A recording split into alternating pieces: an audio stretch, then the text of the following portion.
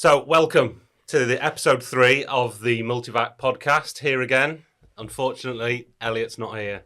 So, whoever is tuning in just to hear Elliot or see Elliot, disappointment. Sorry, bad luck. Sorry. I'll just introduce everyone here. So, I'm Chris. I was in episode 1. I think I was ejected for episode 2. Maybe it was performance. Who knows? But invited back. So we've got some other people here as well. So I'll just introduce yourselves as we go around. So Karl. Yeah, so I'm Karl Jones, and I'm the processing product manager for MULTIVAC UK. So we look after everything at the front end that effectively grinds, mixes, processes onto packaging. Nice. I'm Sam Telling. I'm marketing executive at MULTIVAC UK, and I am responsible for holding all of these people here today. Yeah, thanks, Excellent, excellent. And we've got a guest with us today as well. So this is Philip. Do you want to introduce yourself, Philip, and what you do? Hi, I'm Philip Pearce. I'm a vegan restaurateur and cookbook author based in Bath. Very nice, excellent. So, do you want to give us just a quick overview of, how long you've been a vegan, maybe why you became vegan, what was the driving force behind becoming vegan, and just give us an insight into yourself. Personally, I've been vegan for nearly 30 years. I worked on a farm as a child and was into cooking and learnt about it, vegan diets at school, and it just all sort of fell into place like that, really. Just loved to cook and loved fresh food. Okay. So, yeah. Wow. That's how it started. And so have you seen, so obviously you in your cafe, it's all vegan products, yeah? Yes. Freshness is important for us, freshness of food. With a lot of vegan products, as I said to you off mic, you've got to pick the right products. There's some really good mass-produced products out there. There's also some not so good. So, yeah, the industry's getting there. Yeah, and I feel that the industry is getting there because they are enticing a lot more people to go vegan, to go plant-based, and even have, meat-free Tuesday, meat-free Thursday, things like that. I think that is becoming a more often thing that's happening in homes. Okay, so one of the things that the podcast, or we decided to sort of base the podcast around was we did a taste test last week in MULTIVAC UK. And as I said, we got a load of products in, cooked them up, and invited some of the staff to come and taste them. So the first one that we'll go through is the sausages. So we bought in a lot of sausages. We've got some, Sam's going to show some packs there that we got in. So this brand. This isn't pork sausages. This isn't pork sausages. I also like the branding and the labelling on vegan and plant-based products.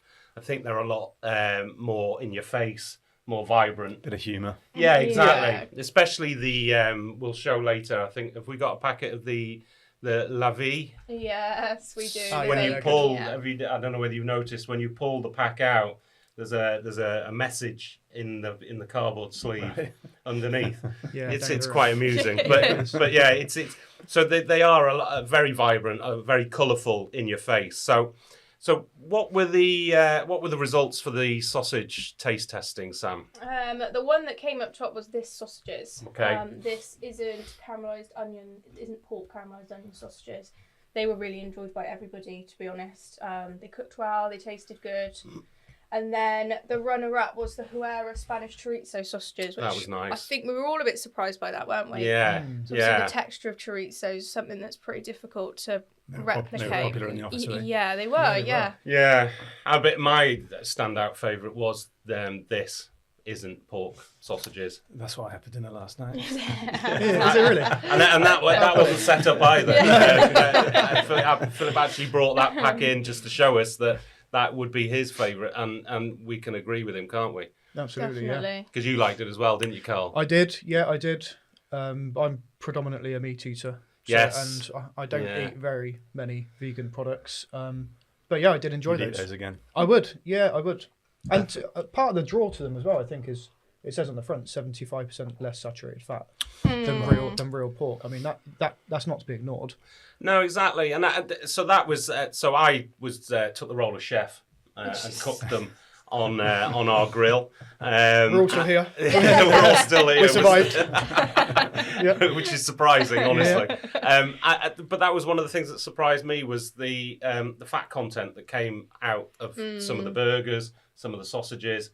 I don't know whether I just thought, well, it's a plant-based product. There's going to be no fat, or there's going to be nothing that sort of drip loss comes from it. Well, I don't know. It's funny you say that because I think some of them use coconut milk, like lumps of coconut milk as the fat.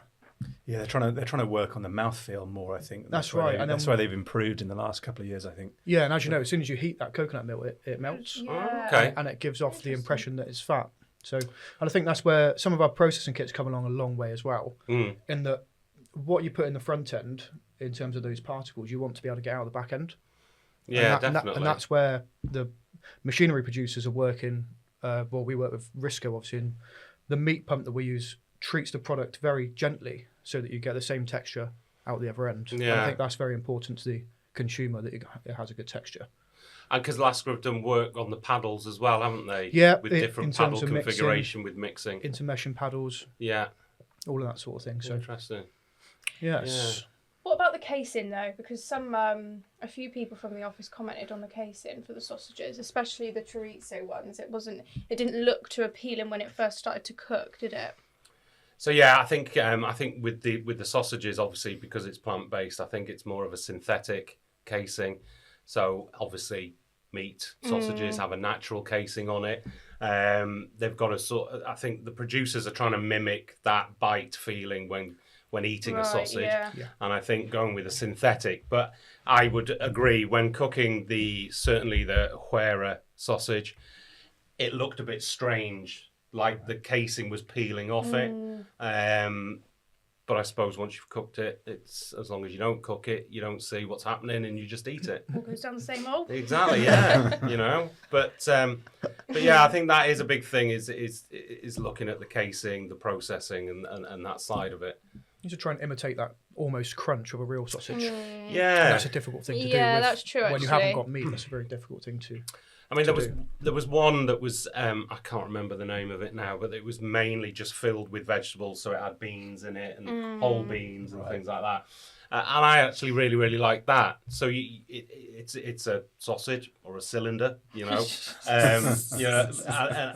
That's with like vegetables. But it was nice. Yeah. It was nice that the veg wasn't all, or processed or mulched up. And A combination of the two would be nice. yeah. I was just going to say, so that what you're talking about there is like an actual vegetarian sausage, isn't it? Yes. So it's Yeah. not like a meat alternative sausage. Yeah, exactly. It's yeah. two different sort of areas, isn't there? Like, Yeah, I guess as well you get some more flavours from ones like that too. Because there was some that we tried that were just plain pork, well, imitating plain pork, and they were just too bland, really. Obviously, this is like caramelised onion, Spanish chorizo, so offered quite a bit more flavour. But yeah, some of them were a bit dry, weren't they? And there was one that was I can't remember the name of it, but there was one that was it was as if the mixture had been processed way too much, so it had been ground down way too much, and it just didn't have any texture, it didn't have any taste. It was just almost horrible. becomes like a A hot couple of dog people texture. spat that one out, didn't Yeah, they? they did. Yeah, I wish I could remember the name of it, but yeah, it was that was plain horrible. But We won't Good be job. mentioning that brand. Good job, you can't remember the name of it, really.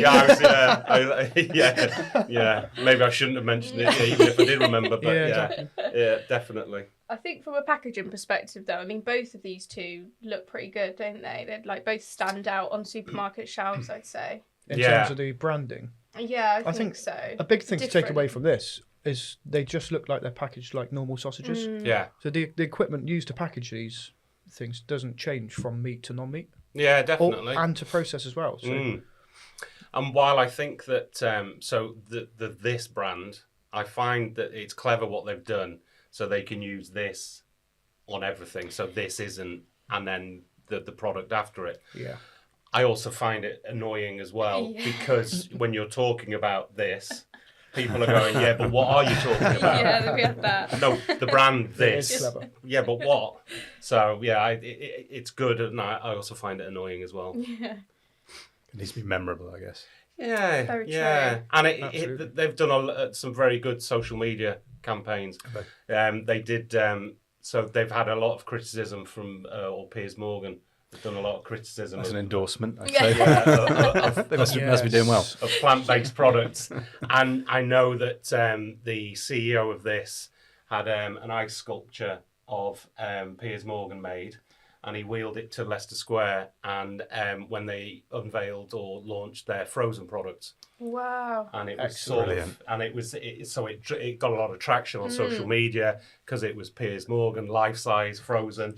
And yeah, they were launching their frozen range. Was that the one that you threw in the bin Yes. on TV? Yeah, that was Right, it. okay. And that's- Really? That was it, Carl. That was He it, threw it in the bin. definitely, yeah. I saw the CEO wrote that was the best thing that ever could have happened to Yeah, us. So, exactly. Wow. And then he's latched on that now, and he sort of uses Piers Morgan in a lot of their campaigns. So yeah. yeah, Good play. perfect. So the second product that we tested were burgers. So we've got some samples here that we cooked up again. Again, I'm surprised by the oil or that came from them. I don't know why. Just sort of conditioned my head to there's nothing going to come from them. But yeah, we looked at these ones, and so we've got so in our ranking system, who was first and second? Meatless Farm came up first, actually, which I don't know why, but I was surprised at that. I didn't expect Yeah. them to come first. Not too sure why. And then number 2 was Beyond Burger, which is obviously very well known, that one.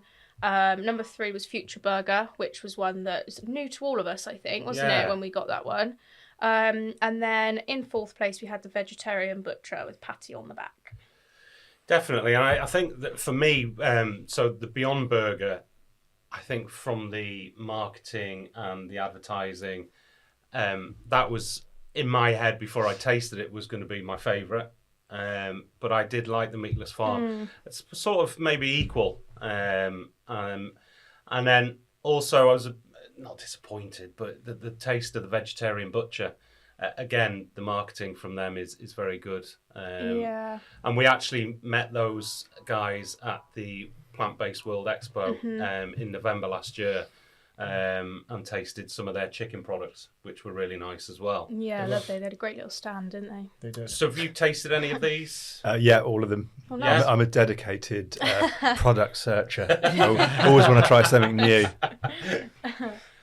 And would you have a favourite out of these 4 that we've got here? So on the desk, we've got four packets with the burgers in it.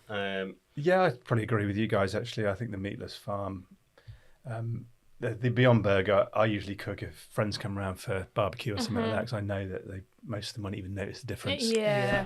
But yeah, I'd probably agree with you guys. The Meatless Farm seems to come in best, and followed by the Beyond Burger.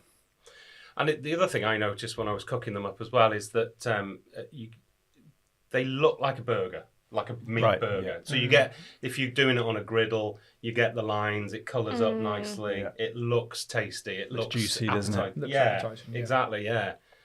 What did you think, Sam? I think one thing that we all found is sort of the longer that I mean, it's probably like the same with most products, meat or not, but the longer that we sort of left it, the texture of it did start to go a bit almost rubbery. Yeah. After a can find while, yeah. So obviously, like, usually you just cook something and eat it straight away. But I guess if you were having something like a barbecue, you might sort of cook a load up, leave them on the side.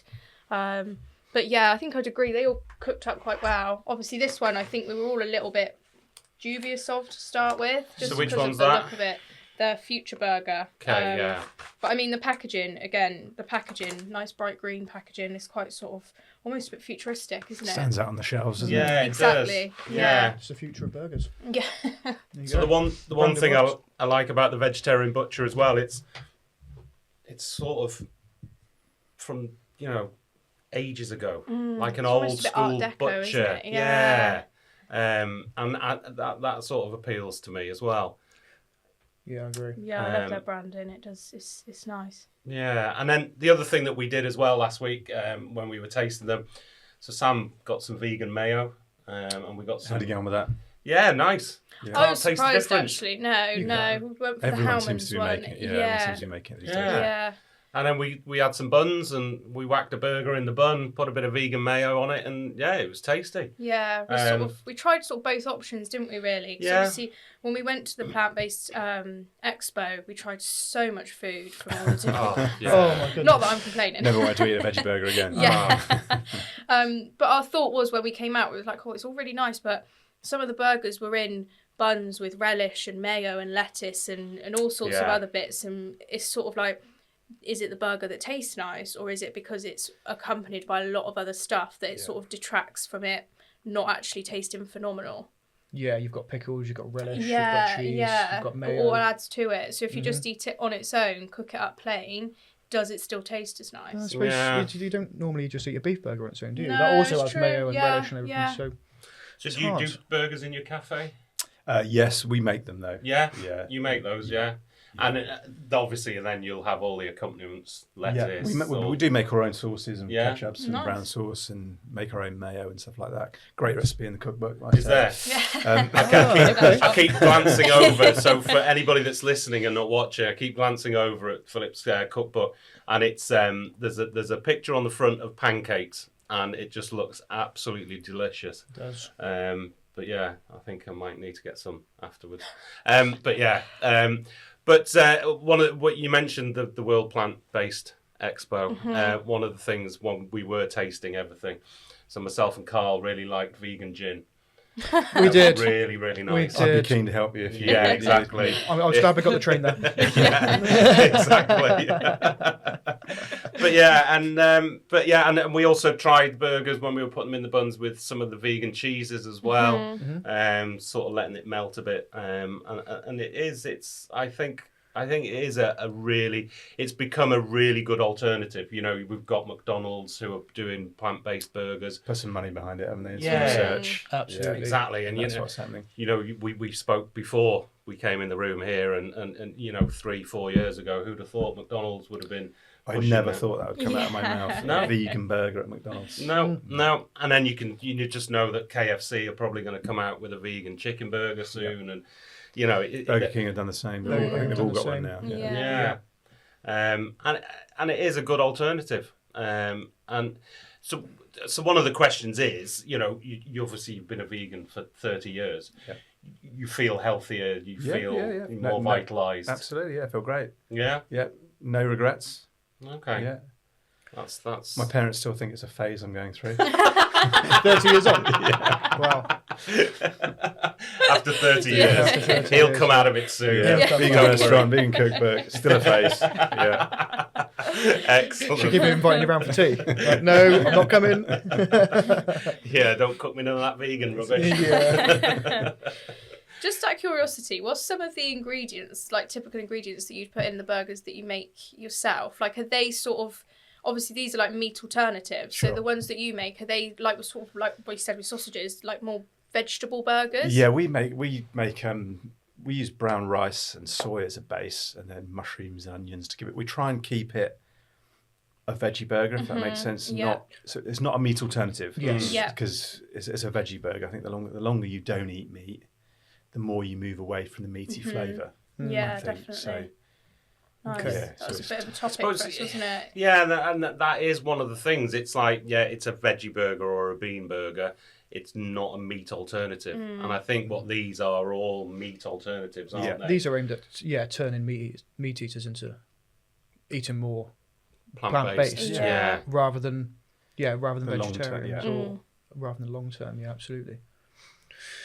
The favourite one we found, or particularly I found, was a mushroom based. I was just thinking that, yeah, when you said don't know that. I if you think can it was the remember that. Heston one, wasn't it? Was it Heston? I had a picture of Heston on the stand. Yeah, I think Is it, well, it was, he does a vegan burger, doesn't he? I think so, yeah. And that was, there was all sorts of mushrooms going on there. Yeah, but everything they made was Don't remember mushroom that one. based. Wow. I don't think Heston's affiliated with it. I think it was just. Oh, that was just a bit Not of... Simplicity Foods, is it? Oh, it could have been. I can't Potentially. remember. They make a cracking burger. Right, yeah. Yeah. Yeah, they did. Which is You mushroom-based. definitely remember that. There was almost like a pulled chicken thing. Ah, as they well, made like Oh, beef. yeah. like a barbecue Yes. Yeah. beef Yeah. sort of. Oh, that was really That nice. was out of mushrooms. Was that before or after Gordon Ramsay? That was before. Good old Gordon. Yes. So that brings us on nicely from burgers onto the sliced cheese that we tasted at MULTIVAC last week. So we've got, do you want to run through which ones we've got in front of us here, Sam? Yeah, so we've got Wicked Kitchen, coconut oil alternative to smoked Gouda, like cheese slices. Nice. We've got the Cathedral City large sandwich slices, Applewood smoked vegan slices, and the Violife also smoky cheddar flavour slices. So the first thing that hits me is that, so the Applewood one looks like cheese. Yes, Because you've got the flavour on the edge of the cheese where it's been sliced, and it looks more like cheese. I don't really know what that opinion's based from, but it looks more like cheese. But that's how the consumer sees it as well, isn't it? Yeah. That's like real life. You look at it on the supermarket shelf and you think, well, that looks like cheese. I might try that. But it was nice. And do you use vegan cheese in your cafe?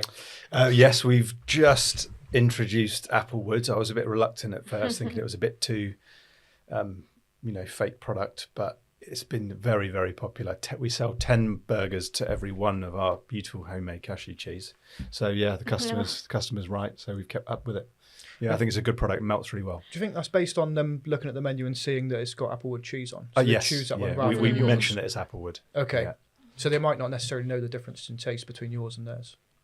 They're just choosing it because they're seeing it on the menu and Yes. going, actually, we want that. Yeah. Yeah. And what about how it melts, I wonder? Like, are people more likely to eat it when it's sort of melted on a burger as opposed to like a slice like that? Like 'Cause straight a out the couple packet. of them, like, I'm not going to lie, the Violife, some of them, they look a bit plasticky, don't they? Yeah. I mean, I'd be a bit sceptical about putting some cheese on toast and seeing how it melts. I mean, the limited testing we did, so we put some of the cheese slices onto the burgers that we tested, and yeah, it does taste, or feels different than a regular slice of cheddar, but it was still tasty.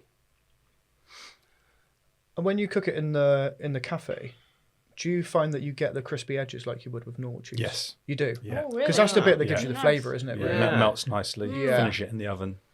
Yeah. Lovely. Good. But yeah, I saw one of the ones. So I've tasted as well that we haven't got here is have you heard of Shees?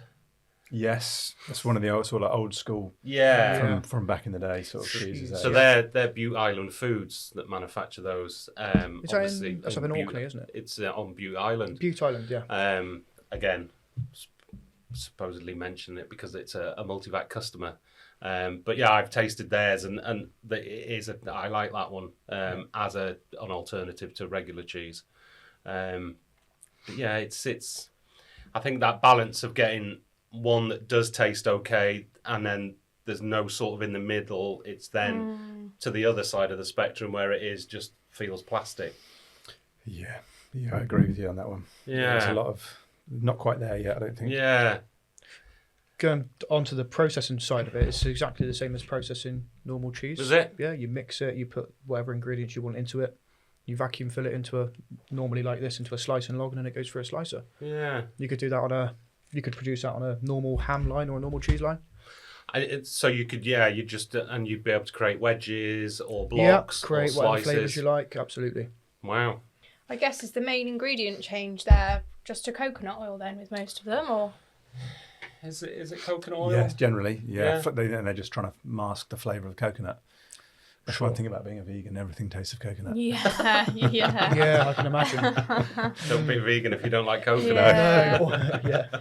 I guess vegan cheese is that obviously going to be a lot healthier then than regular cheese, or 'cause that's one thing that's come up, isn't it? Sort of, are vegan processed foods, are they healthier than the meat alternatives, or? Sometimes, but not always, I'd say. Yeah. Yeah, and I think, and I've seen some studies and some costings.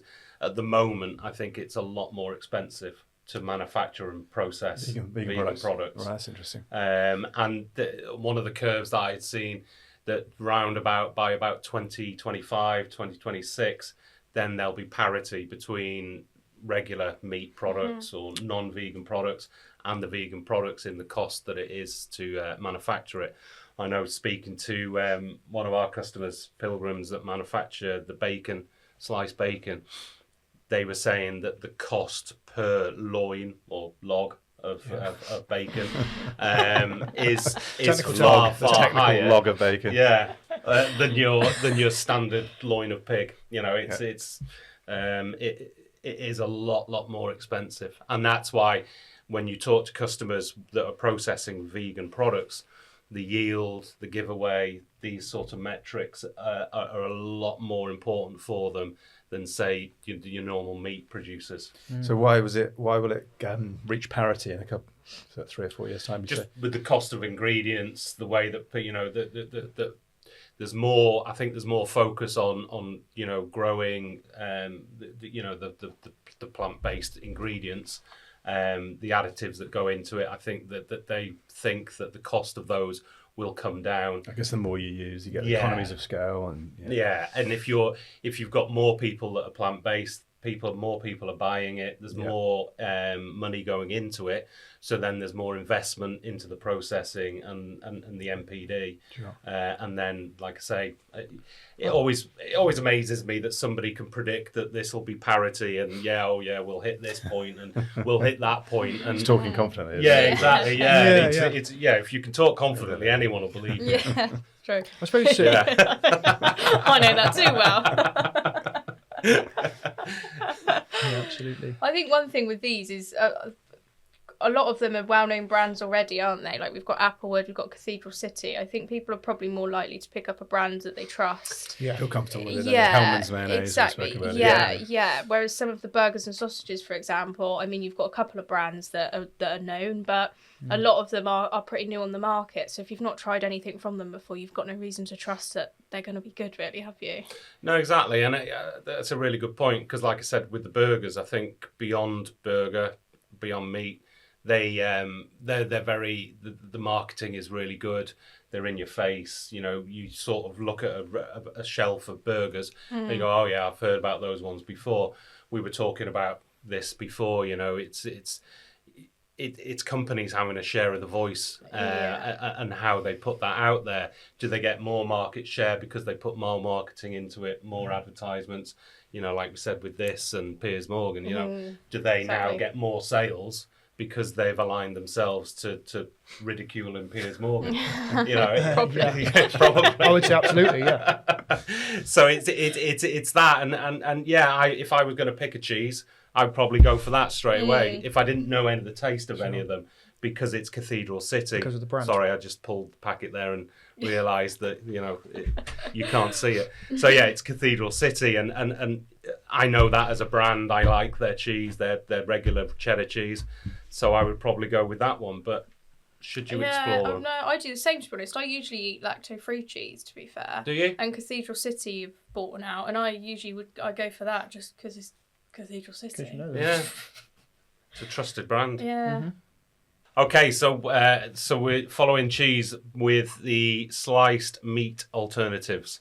So we've got some packs in front of us here. So we've got no ham deli slices, finely sliced ham. What's this one here? Milano salami. And what's that one over by you, Sam? NYC pastrami. NYC. So we tasted these as well in the office, and what was the general feeling of these ones, Sam? They didn't go down too well, I've got to be honest. I think it was mainly just the texture and the taste. Do you know what I mean? NYC. Mainly just generally everything. Generally the whole product. Are we going with the look as well? I think that. So I think it's just a hard thing to replicate, isn't it? Especially something like salami and pastrami. It's difficult. I mean, the key difference is texture, is it? I think so. Yeah, especially sort of. I mean, I think you can tell from looking at this. You can see that one. This NYC pastrami. Yeah, it just doesn't look. Usually, you see sort of like the streams of like fat and things in a cooked meat, don't you? Yeah.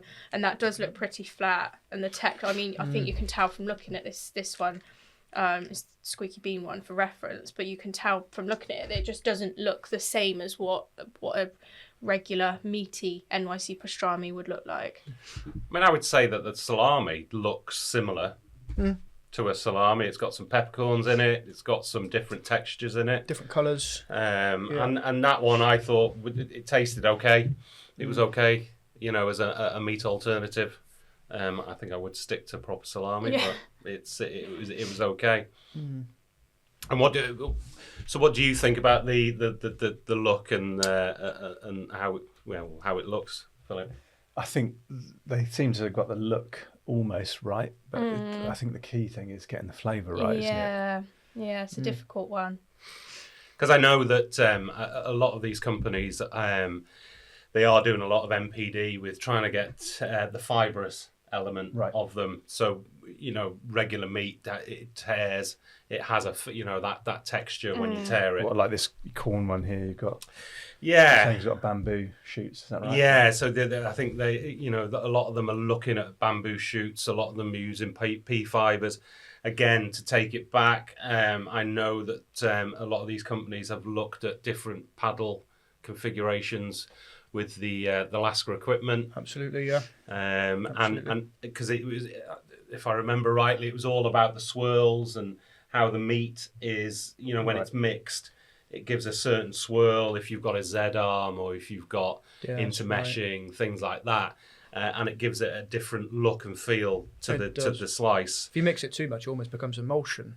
Yeah, And then some of them have looked like that. Exactly, and it looks like a pre-formed ham, like a regular ham. Well, that's that. To take it back, that's how I think that they've mixed that sausage too much, and it's like an emulsion, and it was just. It creates almost like a hot dog sausage. Yeah, it was traditional hot dog sausage. Yeah.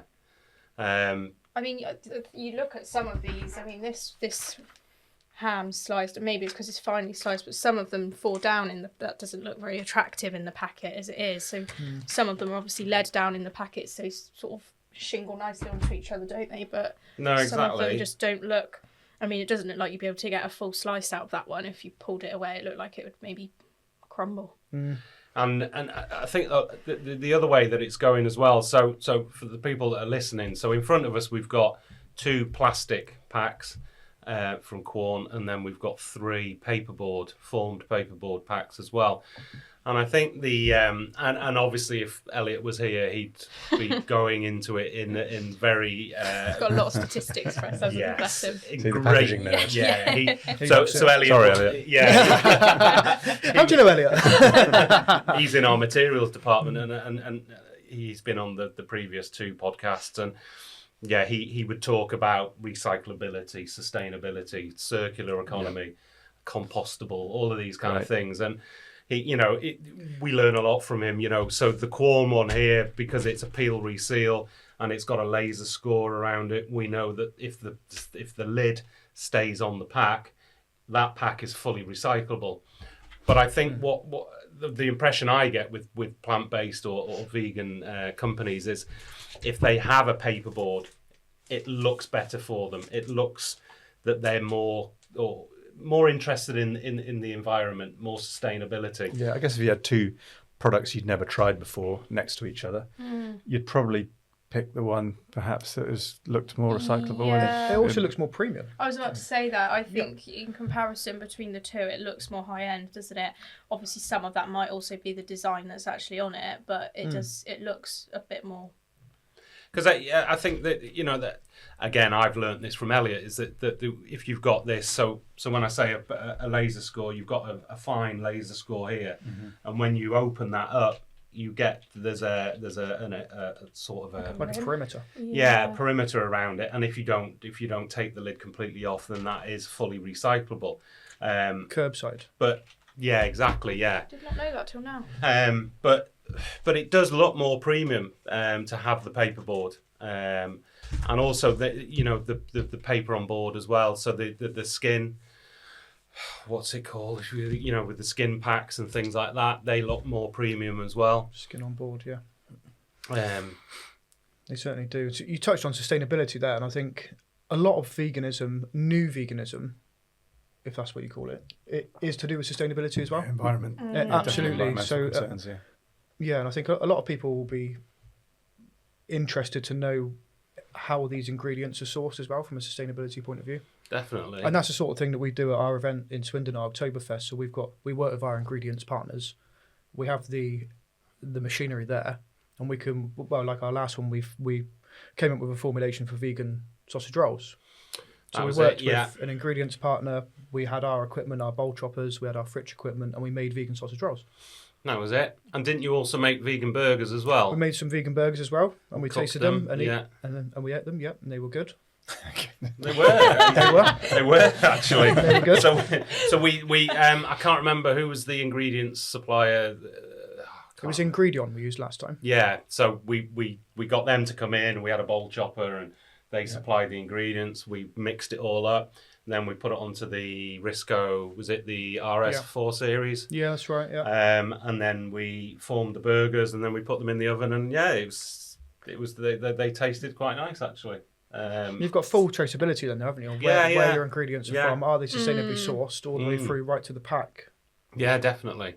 And we've, on the subject of the sustainability, we do a lot of work on reducing carbon footprint. Can we reduce the cost to the customer by changing from an air lifting system to an electrical servo lifting system? So there is, and it all links in to sustainability. And sourced reliably. I think that's important with vegan products. Yeah, I think so. Yeah, definitely.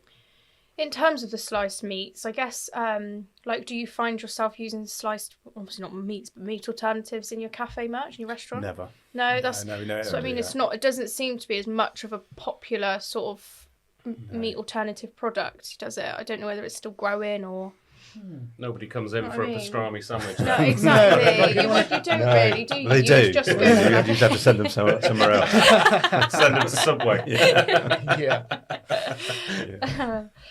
And then we've got some meat-free bacon as well, haven't we? We've got the La Vie that we mentioned earlier. I think this might be my favourite packaging, this one. Yeah, so obviously it tells you that it's made from plants, not from ass. So yeah, that makes us chuckle. Bacon's a huge market in the UK, isn't it, as well?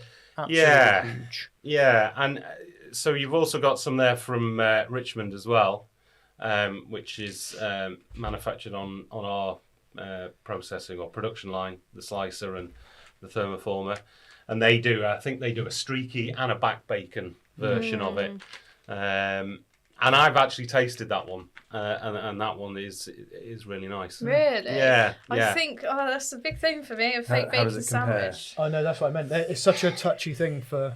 So when you cook it, the look of it, with a bit of proper back bacon, pork back bacon, you get the curl where the rind is, it's cooking and things like that. That one.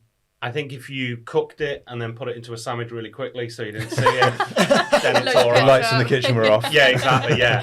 It would taste all right because I watched the process of that one in the factory. So they process it, they extrude it, they then put it into a smokehouse and they'll smoke it. Yeah. And then they freeze it and then they bring it to the line to be sliced. And I would say that one, for me, I've tasted some of the other ones, and I think Sam referred to the La Vie one like, was it fruit wind-up?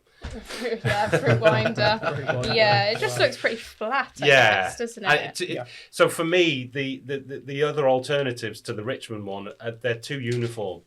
So you've got a slab of product. Yes. Let's cut it at 3 mil or 2.5 mil.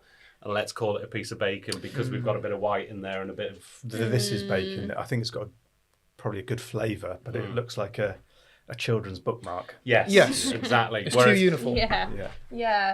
It's too straight around the edges. So the whole philosophy or the idea with the MPD for Richmond was to get the fat contours and to get the fat in between the layers as well, but then also smoking it and trying to get that smoky taste to it as well. So yeah, I would. You'd eat that again. Yeah, I would actually. Yeah, I would. Does it go crispy like normal bacon? You can get it crispy. Yeah, and it is a good alternative, I would say, to pork bacon. I don't think I would ever go away completely from pork bacon, but. I know. I just love bacon sandwich. It's like you didn't want to admit that on the podcast. You said it quietly. Is that why you whispered it? We might as well pick it up. Yeah. Sam loves a bacon sandwich. There we go. So yeah, and I think I think the bacon is getting there. I think the sliced meats. Work in progress. Yeah, definitely. Yeah, for sure. they've got a bit more to catch up, really. So one of the things that I always, I don't know, does it annoy me, bug me, is so when you look at plant-based products, they all refer to a meat name. So it's a no ham slice, or chicken free, or bacon, back bacon, streaky bacon. They call them sausages. So, I mean, it's just like a discussion point. Should they use those names? Should they have a different name? I heard there was government legislation. Certainly, I know we discussed it just briefly about the milk, but also about the sort of meat names. And, so should these producers say it's a vegetarian cylinder instead of a sausage? That sort of thing.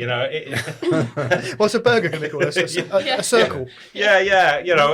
A meat-free disc. A meat-free disc. And it's like, I suppose the question also is, you become vegan because you don't want to eat meat. Sure. But then why do you then... Why are you still trying to eat meat? Exactly, that's how it... I think it's a transition. Yeah? Yeah, I think it's hard to go from, it's eating meat fully and then start eating chickpeas and beans. It's a completely different diet. I think there's a bit of a transition period.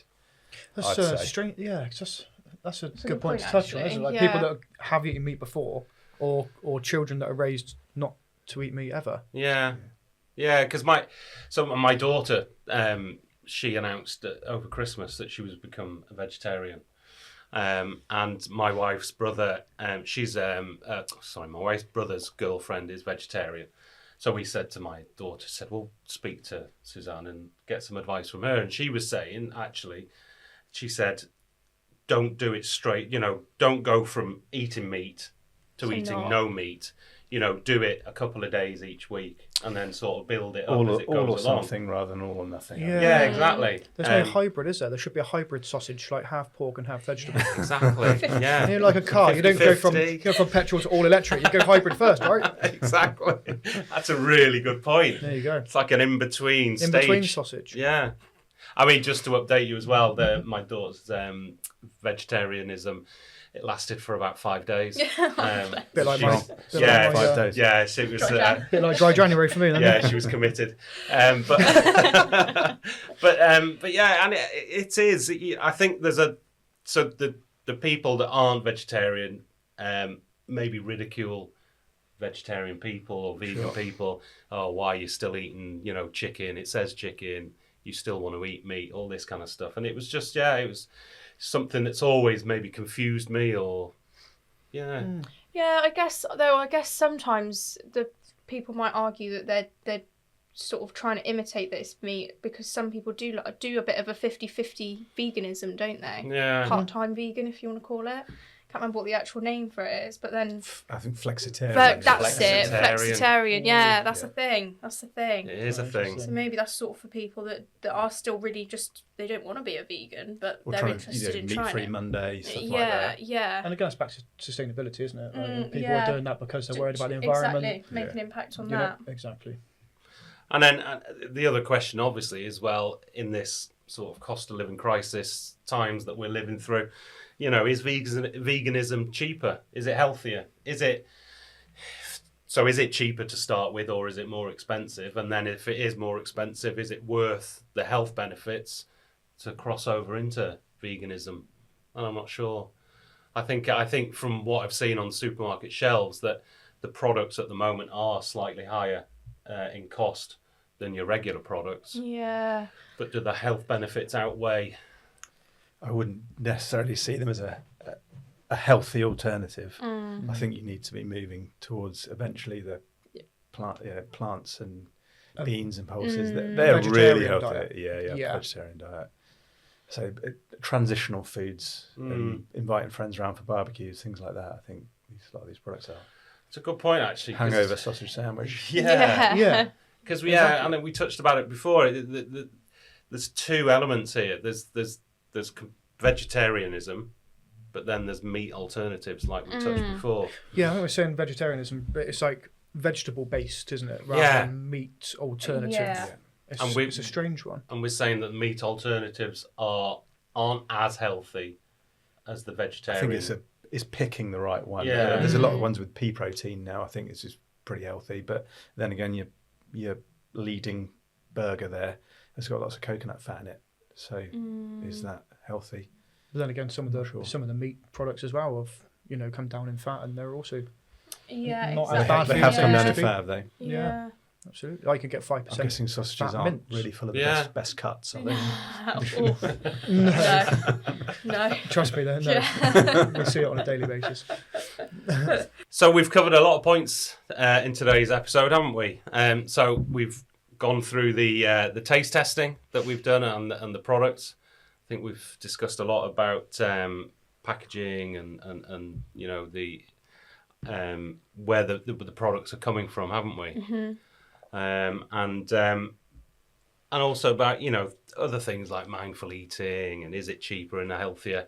And I think it's been a great discussion, don't you think? Yeah, I I agree. think so. Yeah. Learned some things. Yeah. Absolutely. So what I'd like to do is thank everybody for being here today, especially Philip. Could you just let people know where they can connect with you, how they can find you, how can they get hold of your amazing cookbook? Green Rocket Cafe in Bath, near Parade Gardens. You probably able to find that fairly straightforward. And our book is available online through Amazon, but preferably through our own website, Yeah. Of course. www.thegreenrocket.co.uk. Lots of independent bookshops sell it as well as people like Waterstones, etc., etc. I think you've Nice. just had a quick flick through it, haven't you, Sam? Yeah, some delicious looking things. Yeah. Like It's, that. just try and focus on tasty food. That's where a lot of vegan restaurants go wrong. They're trying to be your doctor. We just try to make Okay. tasty food. Yeah. It's fresh. So yeah, nothing. It's not no rocket science in there. Okay. But yeah, it's just tasty food. Nice. Excellent. Yeah, and just also to thank you for listening to episode 3. We'll be doing episode 4 soon, but thanks for listening. Yeah, thanks very much.